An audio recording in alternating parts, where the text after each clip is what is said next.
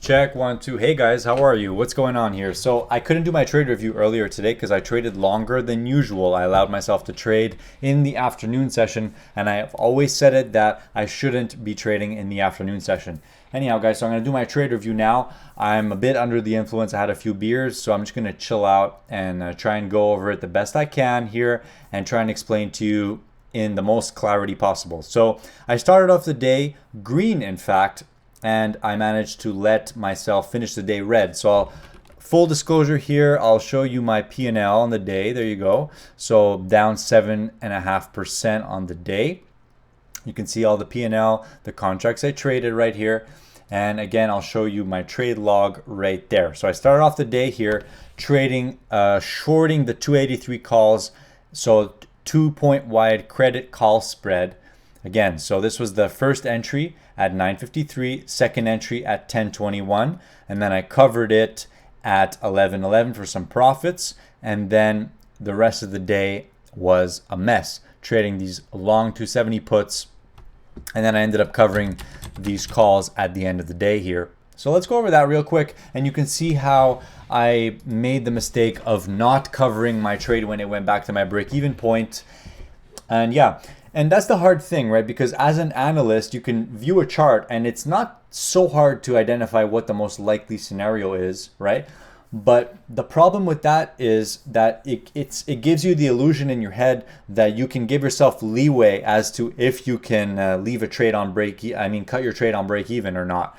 And that's pretty much what I did. So I feel like the problem with analysis and technical analysis or reading the tape and everything is that it gives you the illusion that you can take more risk than you're actually taking. I don't know how to say it. Anyhow, so here are my entries. So first of all, market moved up first thing. Now, the area I was watching was the high of 2 days ago, which was 281.20. 281.20 broke, and we got some follow through first thing. So you can see here we moved up to 282.50, and I'll show you my first entry here. I was shorting calls at 282.30 because I wasn't seeing much confidence here in the bulls, but obviously I was wrong because we managed to move up higher. So I entered here at 282-ish, 282.50, 282.20, and I said I was going to have a stop above 283, but I also was saying that I was willing to scale in another contract if I saw something that caught my attention.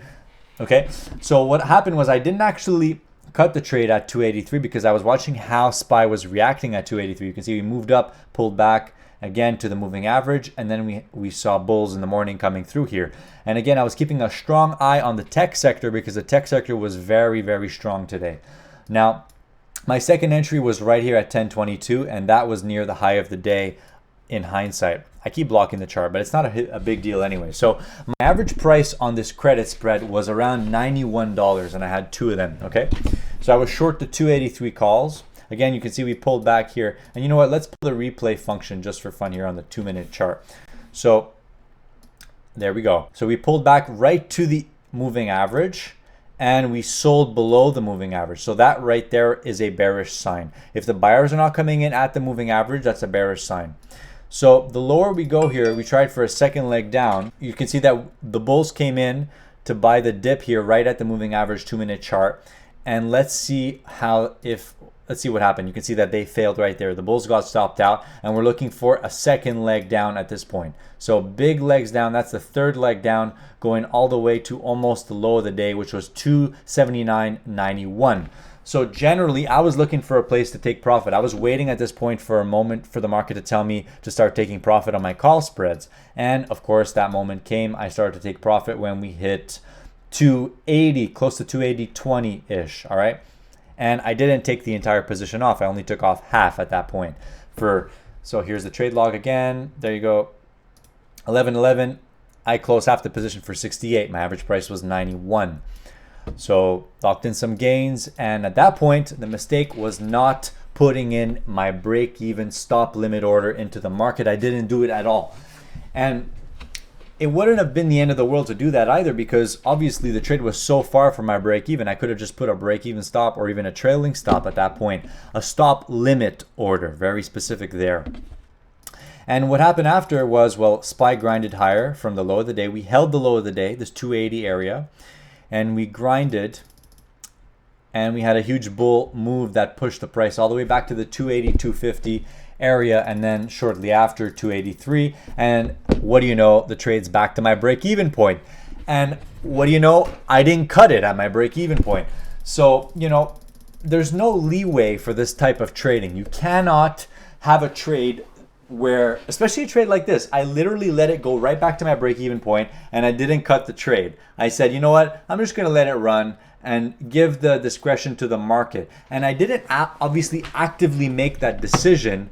I just said it, I was like a reflex that I said, you know what, I think that the most likely scenario is gonna be if we can't hold 283, some kind of tightening range here on the hourly 5-minute chart where we come up and then form a lower high, higher low type of thing. But obviously the bulls came through and there was continued buying here once we held this moving average. So I got shafted because I didn't cut my trade at break even. And what ended up happening was I ended up cutting it near the end of the day and taking losses on these contracts, which I had profit on earlier in the day. All right, guys. So, and honestly, the sad thing about this is that you watching this video right now, if you can learn from me right now, I want you to say thank you. But the unfortunate thing I'm saying to you, I'm going to say to you, is that you probably won't learn until you actually make this mistake yourself. And that's the unfortunate part of trading, is that people get into it and they say, you know what, I'm going to do it. And then they get into this kind of this dilemma where you have to cut a trade at break even, but you also think that the market could probably go back and profit. And there's no room for that kind of discussion. If your trade goes back to your break even, you're out. It's over. It's done. Get out and that's it. And reassess and go back the next time. So that's it. So I got long some puts at 1227. You can see here, right here, I got long some 270 puts. We pulled back right to the moving average. I didn't manage to take any profit here. And in hindsight, it wasn't a bad entry because we did see a two-legged pullback to the moving average. And at the moving average, we caught buyers. And of course, I wasn't able to cut those puts. In fact, I added more right here. And we moved higher to this 284 area. And it was likely that we continued higher because, well, we're in an uptrend. When the market's in an uptrend, give favor to the trend. And honestly, that's something I realized about myself recently, is that I'm better at going short than going long for some reason. And yeah, that's relating to the idea of viewing market information as completely objective and being able to go with the flow of the bulls or go with the flow of the bears. But lately, I've been better at selling calls than selling puts. I'm not able to sell puts for some reason. I mean, obviously down here when we came down to the low of the day, I could have totally covered all my short puts and rided out the long puts, but that would be risky because now I'm short, I'm long delta and long the extreme time decay on that. So that's kind of risky in that regard. Anyway, so I got shafted by not cutting the trade at break even. I bought some puts here. I bought another put here. I covered one put here. I managed to take some profit there. And then obviously after this 280, 250 area wouldn't break, that was about the VWAP. Take a look at the VWAP on the SPY. We kind of grazed it, but we didn't manage to make it all the way down there. And then the bulls came in, I covered the put, and then I covered the rest of it. Actually, you know what? I added a put right here. So I'll show you briefly. Again, I was using the replay function and I got distracted. So let's just go there. Distracted by my own thoughts. So again, pushing up to this 284 area, holding the moving average, chopping around. And we finally managed to break below this 283.30 area, which resulted in that pullback. This was strong selling here that brought this price down. And again, we came up to this 282.50 area, couldn't break below it. And then the bulls came back there and tried to push it higher. And I covered the puts there. No, I covered the puts here. And this is where I actually tried to add another put. And again, guys, playing with fire here because now I'm trading. It's past 3 p.m. It's 3:30 p.m. I'm playing with fire. I'm trying to buy puts, add to my position, and mess around here. Guys, like, when am I going to learn? That's the thing. When am I going to learn? I want to be a successful trader, but in order to be a successful trader, I need to avoid doing things like I did today, like not cutting trades at break even, not getting confused as to where if I should cut a trade at break even or not. And that's the thing. trading long options into the close. This is kind of gambly behavior here. So yeah, this was nice, the two-legged pullback right to the 282.50, but I had to keep a stop limit order in the case that we were going to break higher, and we broke higher, and guess what? I didn't cut my trades early enough, like usual. All right, got to be stricter. So generally it was here, it was 283.50, and then it was 282.20. Actually, that was it. That was the level for SPY to lose the 5-minute uptrend at that point, okay?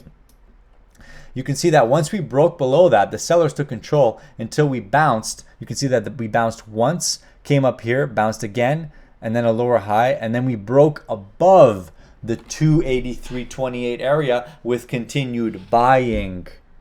But I didn't cut the trade. I didn't sell the puts or cover the short calls at that point, and that's really when I should have covered everything. But it's hard to say in hindsight. That's why we need a strict plan for our trading all of the time. And yeah, so that's it, guys. I'm gonna leave it there for today. So you saw my P&L, you saw my trade log. I don't need to show you anymore. I'm still alive, obviously.